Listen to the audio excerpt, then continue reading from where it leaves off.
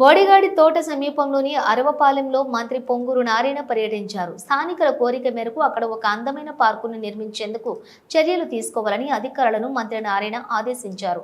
అరవపాలెంలో సామాన్య మధ్యతరగతి ప్రజలు ఎక్కువగా నివసిస్తూ ఉండటంతో వారి పిల్లలకి ఆహ్లాదకరమైన వాతావరణం కల్పించేందుకు ఈ నిర్ణయం తీసుకున్నట్లు స్థానిక టీడీపీ నేత వెంకటరెడ్డి తెలిపారు.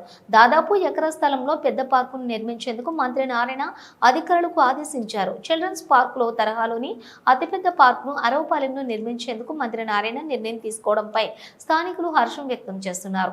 ఈ పార్క్ అరవపాలెం సమీపంలో ఉండే అన్ని డివిజన్ ప్రజలకి అందుబాటులో ఉంటుందని టీడీపీ నేతలు తెలిపారు. ఈ కార్యక్రమంలో కమిషనర్ నందన్తో పాటు టీడీపీ సీనియర్ నాయకులు వేమిరెడ్డి విజయభాస్కర్ రెడ్డితో పాటు లెక్కల వెంకటరెడ్డి, టీడీపీ ముఖ్య నేతలు, నాయకులు తదితరులు పాల్గొన్నారు.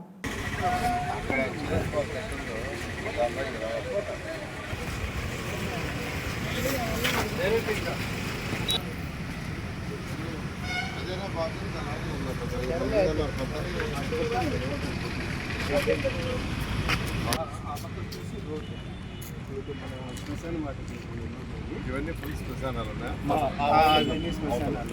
ఆ రోడ్డు ఇటు వచ్చేసి లోపల కాల్పులు అది రోడ్ రోడ్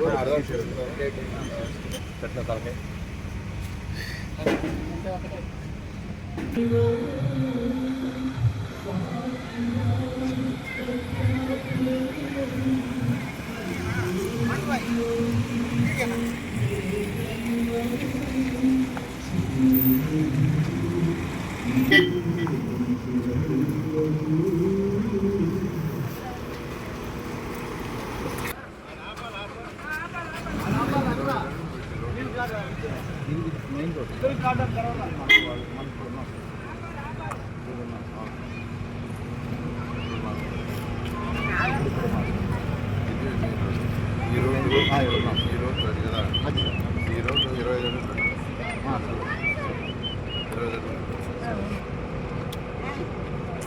నాకు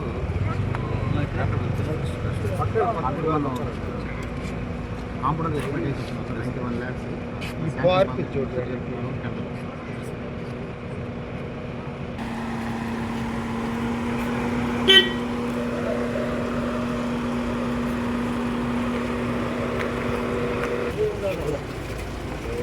సరే sir, okay sir, okay sir, సరే సార్, బాయ్ సార్. తీపిస్తాము ముందు.